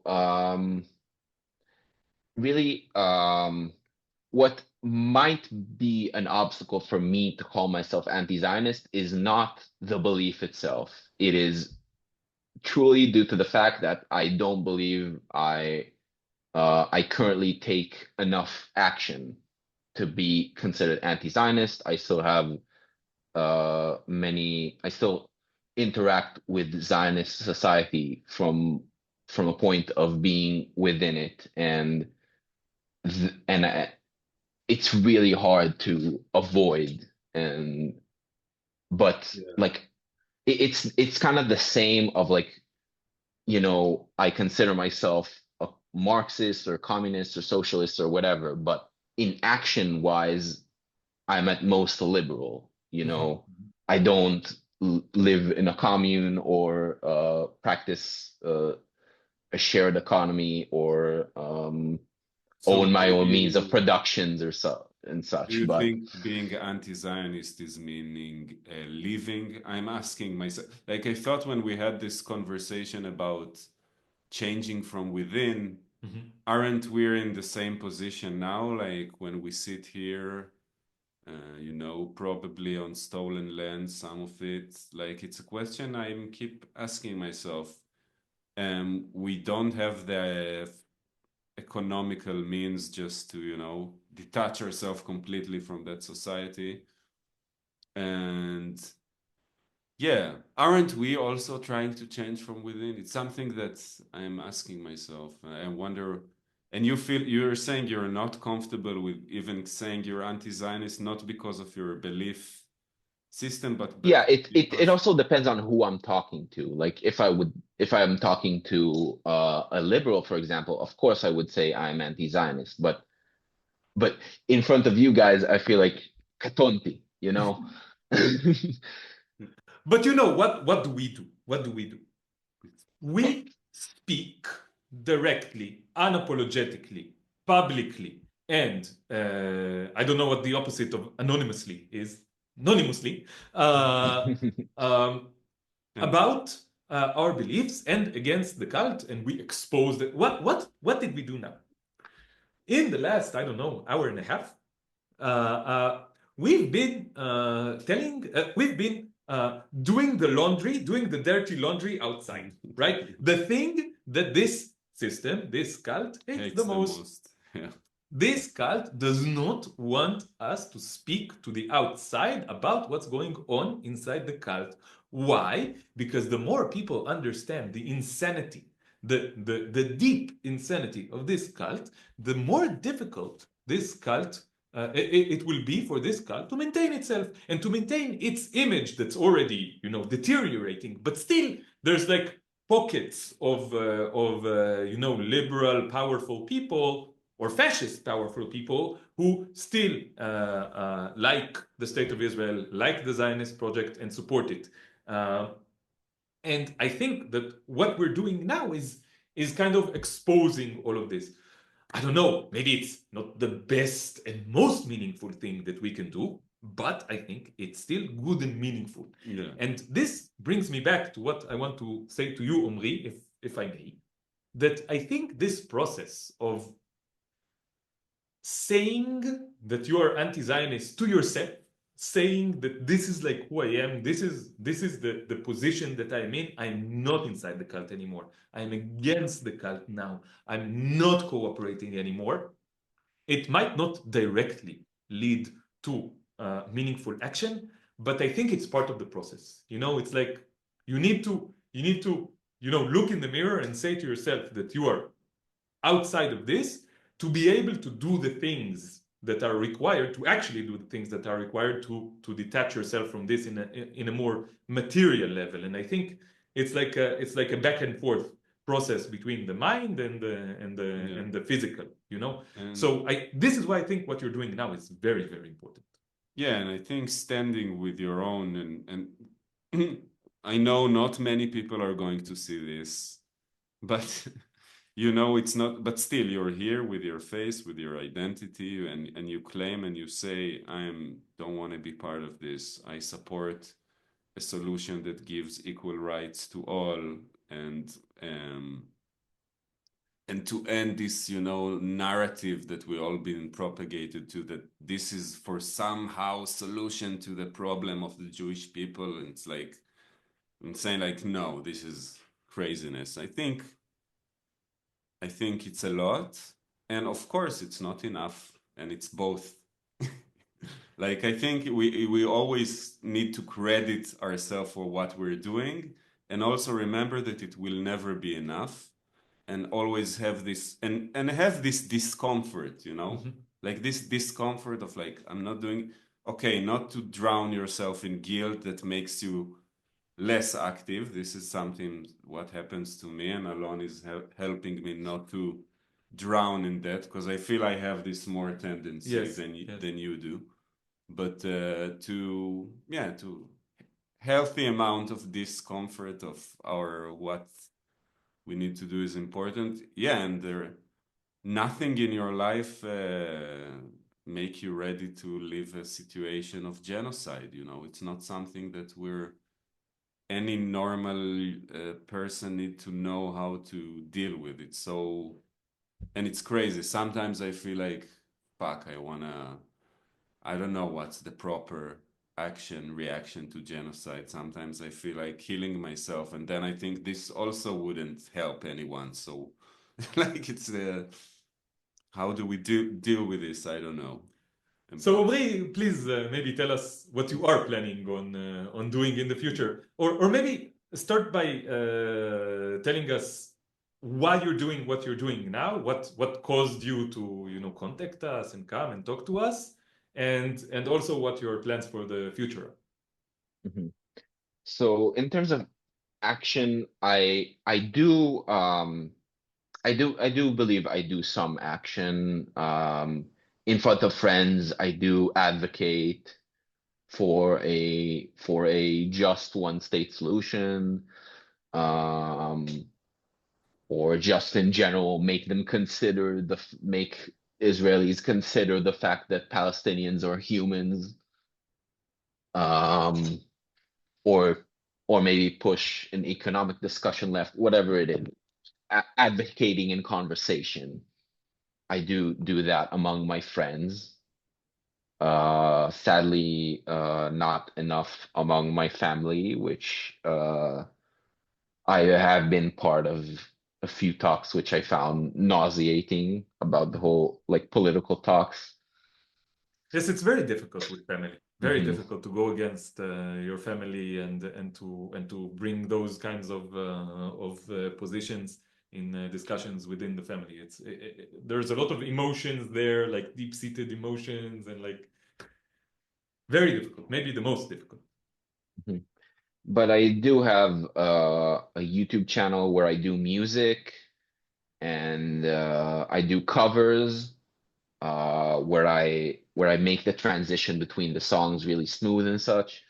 And and since the genocide has really kicked into high gear, I was at first I canceled a concert I was supposed to have, and then I delayed it, and then I changed some of the message. Like it was supposed to have one song that was very, very critical, very, you know, in your face, and at the time I felt it was too much. It was a little too much for the face of liberals, and so I opted to give more songs with message of healing and unity, and you know, things that would go under the radar a bit more. But I'm planning on having another concert soon in the summer, where I will have a few more explicitly anti-genocide songs, which I will also put an emphasis on, like in terms of talking about it to my friends, or anyone who wants to speak to me about it, and so on. And besides that, I But kind of Omri, please, what is the name of the channel for our viewers? oh yeah, the name of the channel is my name, Omri Margalit, Okay, as it's spelled out. so we will Uh, put a link to Omri's channel below.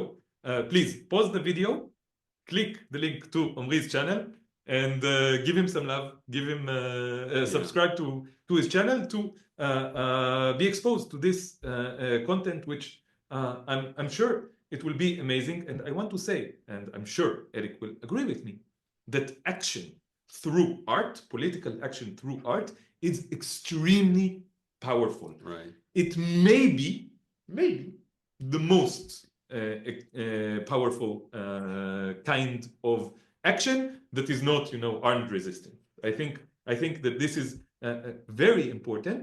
And please, all of our everyone watching this episode, go to Omri's channel, show him some love, and very soon there will be like truly anti-genocide music in your channel, right? mhm. I'm planning on performing the song "Boom" by System of a Down, which is it's this spoken word song about how like the chorus goes, every time you drop the bomb, you kill the god your child has born. Where it's very it's like written from an American perspective, but it fits perfectly. Well, it makes sense that it does because we are America 2.0. But yeah, that's one song Also, I I want to really want to. suggest something. Uh, these two musicians. Yeah. Please collaborate Yeah. on some anti-Zionist, anti-genocide songs. Make some music together. Do you think that this would be a good idea? I think Absolutely. Yeah, absolutely. I was just about to say that. So yeah, and you're a drummer, right? Yes. I I'm always a drummer, kind of a producer, not really, but sort of learned there's sound going to be a recently. collaboration here. Mhm. So stay tuned for that. Yeah. And besides the music, I've been kind of meaning to maybe try and get into some actual on the ground protests, but I'm not really networked yet into so like even sometimes I would see headlines anti-genocide protests. I'm like, where, why, how did I miss it? We can hook you up. Don't Yeah. worry. Uh-huh. Yeah.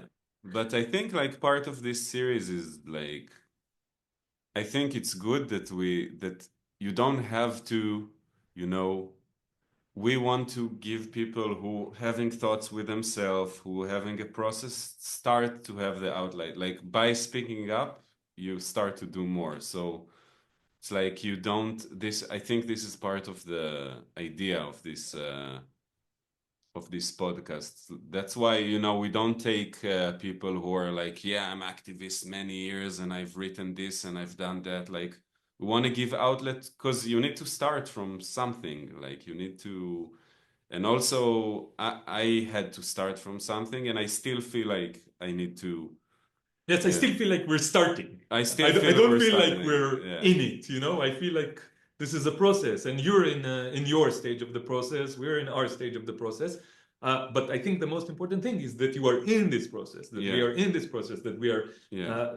every day trying to continue in this process and become more radical, more active, more effective, you know? And it's part of a collective effort. Now we feel it's only us, but you know, some person is speaking there, and then at the end it adds up to something that we don't know how history works, right? Mhm. But it's not from a single person action. But now you did this conversation, it adds up to something.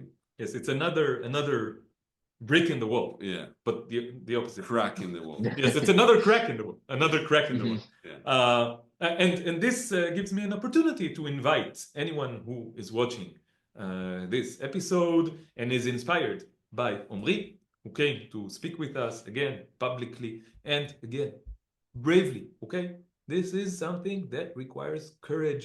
The cult will in some way take its revenge upon Omri for doing this. We don't know exactly why, but Omri will get some shit. Okay? Some. Do it to save me. No, I'm Excuse kidding. me? I said do it to save me. No, I'm kidding. Omri will get some shit for doing this. We don't know exactly how much shit and how it will come, but he will. Like we get shit for every single thing that we do against the cult. Okay? So if you are inspired by what Omri is doing now, and you also are in the anti-Zionist closet, and you also want to speak publicly about your process of leaving the cult, please contact us. Please, you can be in the next episode of this series. Okay? Yeah. We really want more people to approach us and to participate in this series. And I think that we're building something here. Yeah. I don't know exactly what, but I feel like I have this feeling that this thing that is starting here has meaning. It will become something.